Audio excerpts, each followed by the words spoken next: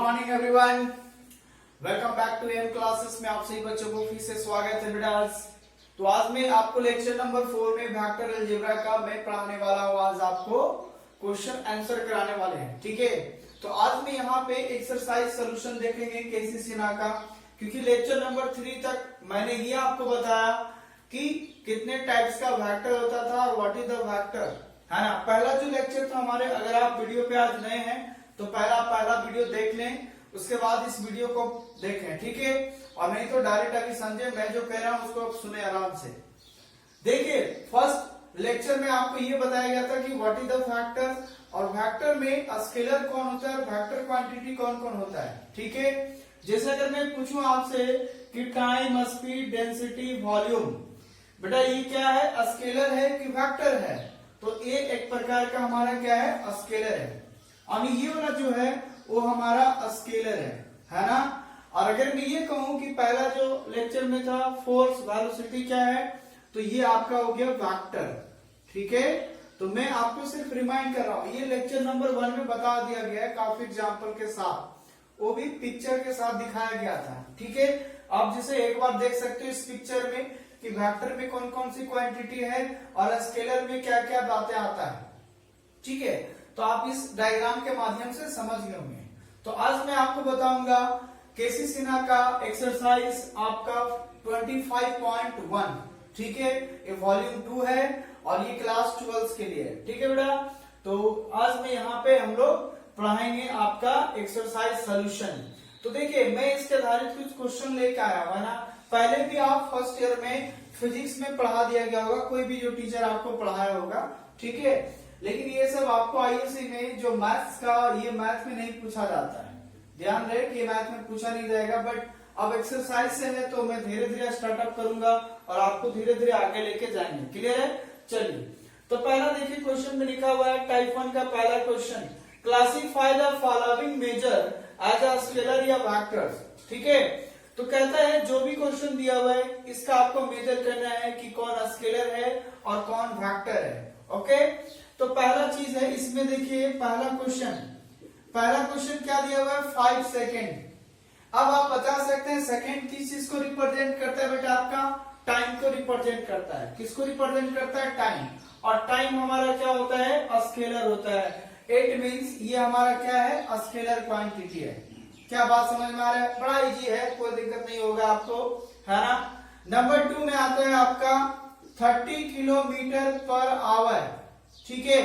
अब 30 kilometre per hour जो है, आवर भी हमारा टाइम के रिस्पेक्ट में, जितना किलोमीटर डिस्टेंस, तो डिस्टेंस हो या टाइम हो, और एक प्रकार का ये स्पीड को इंडिकेट कर रहा है। जैसे हमने ये कहा कि आप 30 किलोमीटर के रफ्तार से, है ना, बाइक अपना चला रहे हो, स्कूटी चला रहे हो, कार चला रहे हो, बस चला रहे हो, कुछ भी चला रहे हो, मान लो 30 किलोमीटर पर आवर, मतलब 1 आवर में आप 30 किलोमीटर तय करते हो, तो वो आपका स्पीड कहलाता है। और स्पीड हमारा क्या होता है, तो स्केलर होता है। इसका मतलब ये भी क्या हो गया भाई, स्केलर हो गया। बात समझ में आ रहा है। उसके बाद नंबर 3 में जो आपके पास है वो 10 ग्राम पर सेंटीमीटर क्यूब। अब कोई भी चीज अगर ग्राम में दिया है और सेंटीमीटर क्यूब है ना, 10 ग्राम पर सेंटीमीटर क्यूब, ठीक है। तो ये आपको डेंसिटी को दिखाता है कि किसी चीज में कितना डेंसिटी है। तो डेंसिटी हमारा क्या होता है, स्केलर होता है। तो ये भी क्या हो जाएगा, हमारा स्केलर हो जाएगा, ठीक है। उसके बाद आता है आपका क्वेश्चन नंबर 4 में 10 न्यूटन, है ना। अब न्यूटन क्या होता है, फोर्स का ऐसा यूनिट होता है ना, तो फोर्स होता है। और फोर्स हमारा क्या है भाई, वेक्टर है। तो ये हमारा क्या कहलाएगा, वेक्टर। मैं रीजन के साथ दे रहा हूं कि क्यों इसको बोल रहा हूं, क्योंकि न्यूटन जो है वह रिप्रेजेंट करता है आपका किस चीज का, फोर्स का रिप्रेजेंट करता है। आप देख सकते हैं, मैं पहले ही इसे बता दिया, ठीक है। तो न्यूटन हमारा फोर्स हो गया और फोर्स हमारा हो जाएगा आपका वेक्टर हो जाता है। 20 मीटर पर सेकेंड टुवर्ड्स नॉर्थ, ठीक है। यहां देखिए 20 मीटर पर सेकेंड टुवर्ड्स नॉर्थ। अब देखिए इसमें जो है ना, कहता है कि 1 सेकेंड में 20 मीटर चलता है, वो भी टुवर्ड्स किस तरफ, नॉर्थ की तरफ। अब ये चीज आपको आनी चाहिए कि नॉर्थ साउथ होता क्या है, नॉर्थ साउथ चल रहा है। जैसे ये आपका है, ये नॉर्थ है, ये साउथ है, ये वेस्ट है, ईस्ट है। आप 20 मीटर 1 सेकंड में 20 मीटर चलते हैं, किधर चल रहे हैं, नॉर्थ की तरफ। तो नॉर्थ आपका किधर है, ये है ना, यानी आपका डायरेक्शन इधर होगा। तो इसमें ये हो रहा है कि 20 मीटर भी दे रहा है और साथ में आपको डायरेक्शन भी बता रहा है। तो वेक्टर क्वांटिटी क्या होता है, मैग्नीट्यूड के साथ साथ अगर आपको डायरेक्शन दे, मैग्नीट्यूड के साथ साथ आपको क्या दे, डायरेक्शन दे, तो वो वेक्टर में चला जाता है, क्योंकि इसमें अपना क्षेत्र भी दिख रहा है कि भाई हम नॉर्थ की तरफ जा रहे हैं और 20 मीटर पर सेकंड के हिसाब से।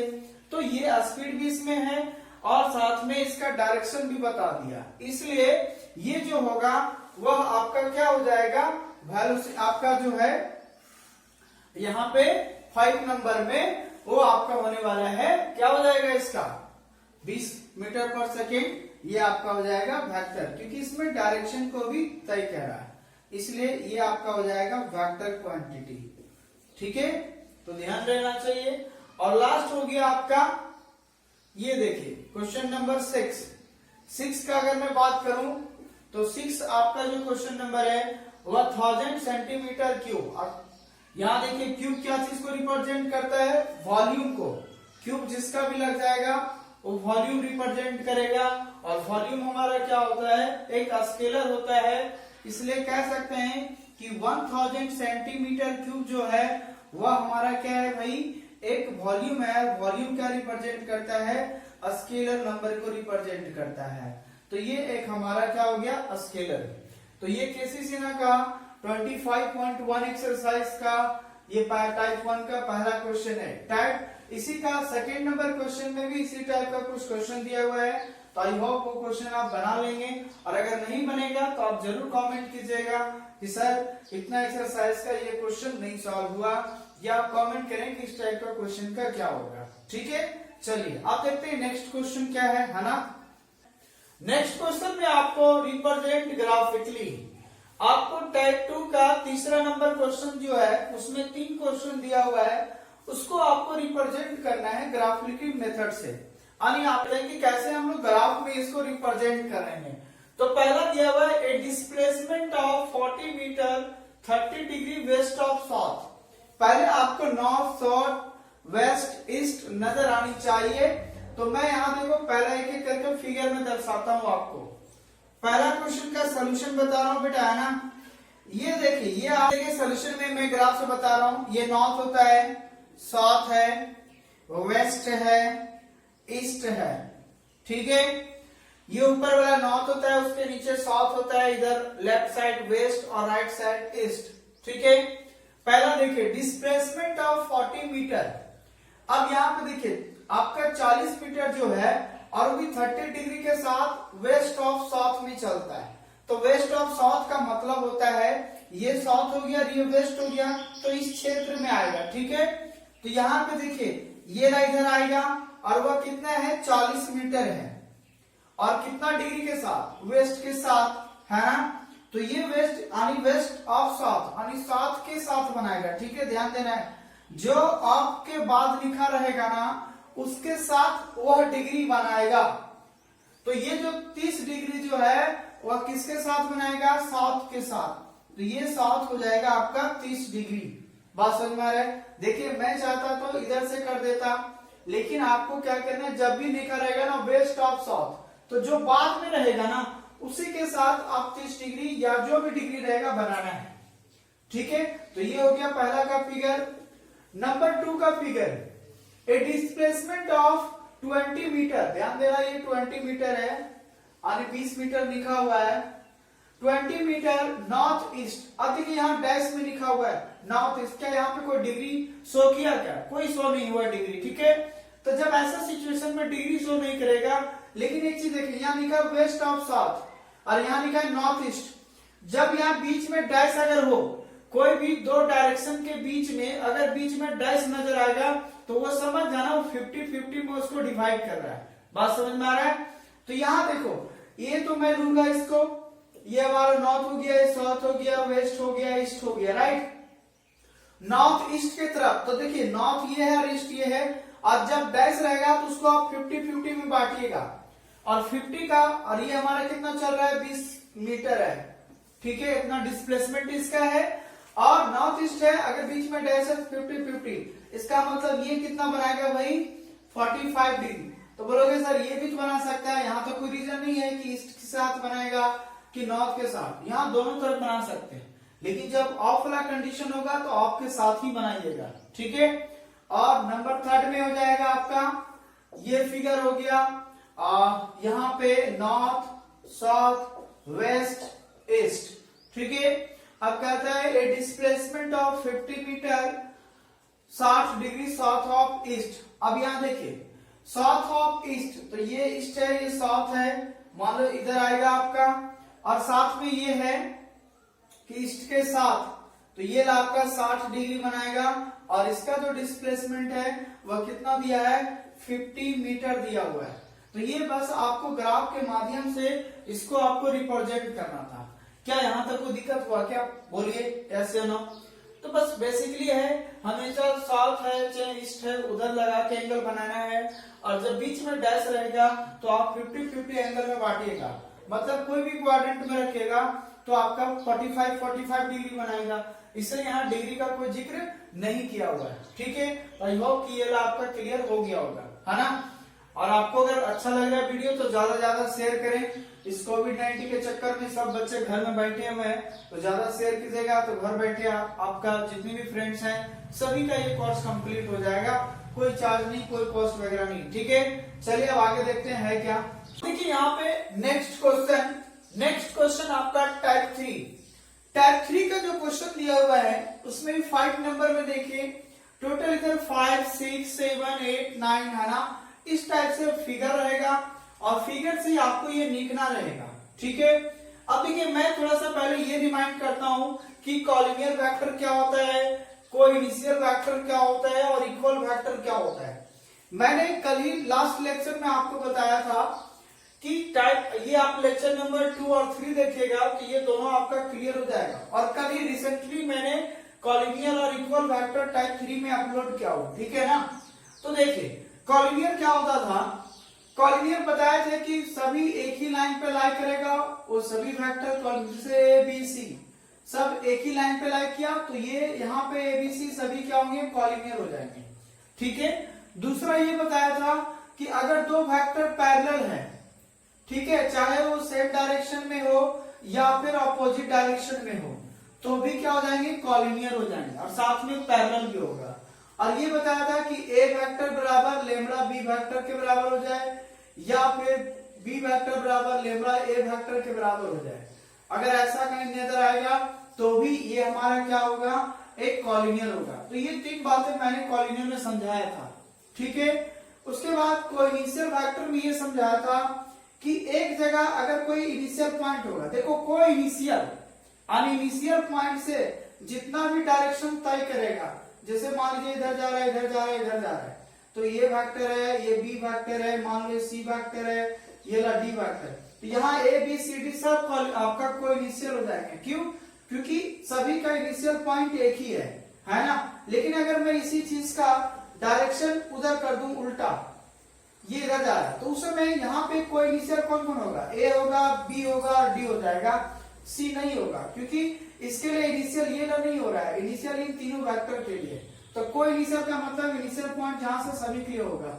और इक्वल वेक्टर में बताया गया था कि दो वेक्टर सेम डायरेक्शन में होनी चाहिए, अपोजिट तो होना नहीं चाहिए, सेम डायरेक्शन में होगा, साथ में मैग्नीट्यूड दोनों का सेम होना चाहिए, ठीक है, तो वह इक्वल वेक्टर हो जाता है। तो देखिए यहाँ पे कैसे हम लोग बनाएंगे।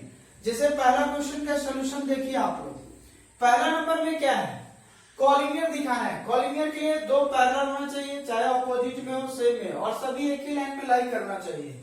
यहाँ देखिए अगर ये लाइन में देखा जाए तो सी और डी एक ही लाइन पे लाई कर रहा है, तो सी और डी भी कॉलिनियर होगा। साथ में देखो ये दोनों लाइन पैरेलल है, ठीक है, एक ही डायरेक्शन में जा रहा है, वो भी पैरेलल जा रहा है, तो ए भी साथ में क्या हो जाएगा कॉलिनियर। तो यहाँ पे A vector, C vector and D vector ये सभी क्या हो जाएंगे कॉलिनियर हो जाएंगे। क्या बात समझ में आ रहा है? ये दोनों पैरेलल था इसलिए ए भी आ गया, और ये एक ही लाइन में दोनों लाइन कर रहा था इसलिए ये दोनों सी और डी भी आ गया। ठीक है, तो ये हमारा हो गया कॉलिनियर। दूसरा नंबर आता है आपका कोइनिशियल। कोइनिशियल में क्या होगा इसमें देखिए, यहाँ पे देखें एक चीज, यहाँ अगर इस पॉइंट को देखा जाए तो इसका डायरेक्शन ऊपर चला गया, इसका नीचे चला गया और इधर हो गया इसका लेफ्ट साइड। यहां से देख रहे हैं, तो यहाँ के लिए इन तीनों वेक्टर के लिए सी बी डी तीनों के लिए यह पॉइंट हमारा क्या हो गया, इनिशियल पॉइंट हो गया। लेकिन जब हम यहाँ देखेंगे ना तो इसका डायरेक्शन तो उधर जा रहा है और इसका इधर मैच कर रहा है, तो ये तो इनिशियल पॉइंट हुआ नहीं।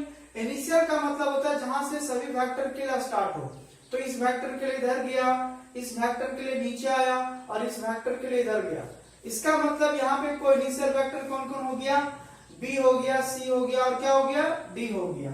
ठीक है, तो यहाँ पे B vector, C vector and D vector are coinitial vector. ठीक है बेटा, आपका समझ में आ रहा है, कोई इनिशियल वेक्टर हो जाएगा। और नंबर थर्ड, इक्वल वेक्टर देखना है। इक्वल वेक्टर के लिए सेम डायरेक्शन में होना चाहिए और पैरेलल होनी चाहिए।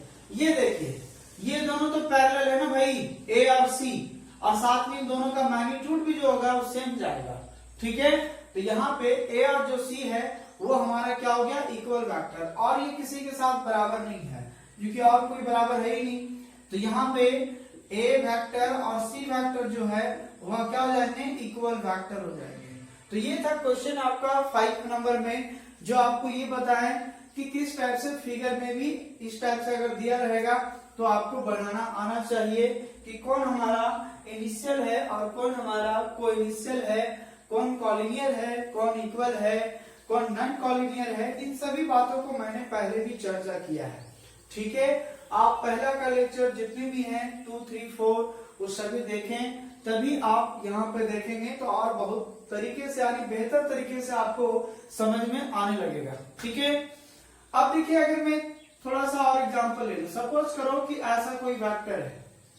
ठीक है, मान लीजिए इसका डायरेक्शन इधर है, ये इधर आ रहा है, यहाँ ए है, यहाँ बी है, इधर इधर सी वेक्टर है और इधर यहाँ पे मान लीजिए डी वेक्टर है।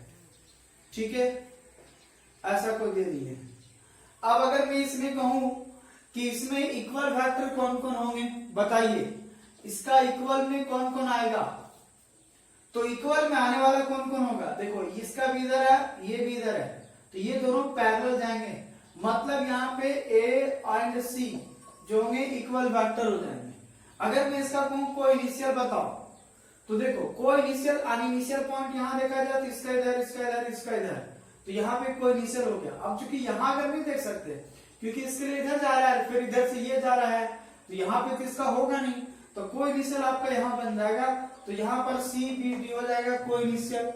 फिर अगर देखा जाए, अगर मान लो पूछ दूं कॉलिनियर वेक्टर कौन हो जाएगा, तो वही बात हो गया, ये दोनों पैरेलल है तो ये भी होगा, ये होगा, और ये एक ही लाइन पे ये वाला भी है तो ये भी हो जाएगा। ठीक है, तो ये हो गया आपका क्या, कॉलिनियर हो गया।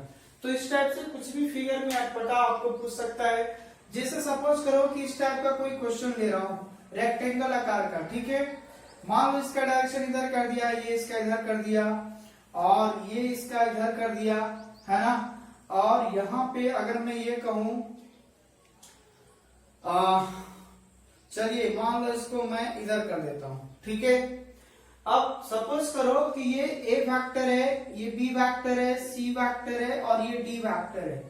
क्या आप बता सकते हो इसमें कोई इनिशियल वेक्टर कौन होगा, बताइए कोई इनिशियल वेक्टर। ओके, पहला मैं पूछ रहा हूं कि कोई इनिशियल वेक्टर कौन होगा, मैं इसको मिटा दे रहा हूं, बताइए कोई इनिशियल वेक्टर में क्या क्या बातें आएंगी। तो देखिए कोई इनिशियल का ऐसा पॉइंट छाटो जिसका इनिशियल पॉइंट सेम हो। इस पे देखूंगा तो ये इधर जा रहा है, ये यहाँ, तो ये नहीं हो सकता है। इसका इधर आ रहा है, इसका इधर, तो ये तो मिलने वाला पॉइंट हो गया, तो ये नहीं हो सकता है। ये इधर आ रहा है बट वो उधर जा रहा है, तो ये नहीं हो सकता। यहाँ पे देखिए इसका इधर जा रहा है और इसका इधर जा रहा है, तो यहाँ पे कोई इनिशियल पॉइंट मिल गया एक तो, मतलब B vector and C vector आ जाएगा कॉनिशियल। कॉलिनियर वेक्टर में बताइए क्या क्या है कॉलिनियर वेक्टर में। कॉलिनियर में देखिए ये दोनों पैरेलल है, चाहे देखो कॉलिनियर में ये नहीं कहा, कॉलिनियर में अपोजिट डायरेक्शन में भी हो सकता है, सेम डायरेक्शन में भी हो सकता है, बट वो पैरेलल भी हो जाए तो भी कॉलिनियर हो जाएगा। और एक ही लाइन पे सभी लाई करेगा तो भी कॉलिनियर होगा। तो यहाँ पे देखिए ये दोनों पैरेलल है, भले आपका साइन जो है अपोजिट होगा, ये अपवर्ड जा रहा है, ये भी अपवर्ड जा रहा है, तो यहाँ पे बी वेक्टर सी वेक्टर भी आएगा। अब देखिए इसका भी डायरेक्शन इधर, इसका भी डायरेक्शन इधर, मतलब यहाँ ए भी आ जाएगा और डी भी आ जाएगा, सभी यहाँ पे एक हमारा कॉलिनियर वेक्टर है, एबीसीडी सब, ठीक है। अच्छा इक्वल वेक्टर का अगर हम बात करें तो इक्वल वेक्टर कौन कौन होगा, इसमें देखिए ये दोनों पैरेलल है और सेम डायरेक्शन, तो ए एंड सी हो सकता है, ए एंड सी वेक्टर। साथ में अगला कैसा होगा, ये ना भी हो सकता है बी और डी, दोनों सेम डायरेक्शन में है, तो यहां पर भी बी एंड डी, तो बी और डी इक्वल होंगे और ए और सी भी क्या होंगे, इक्वल होंगे।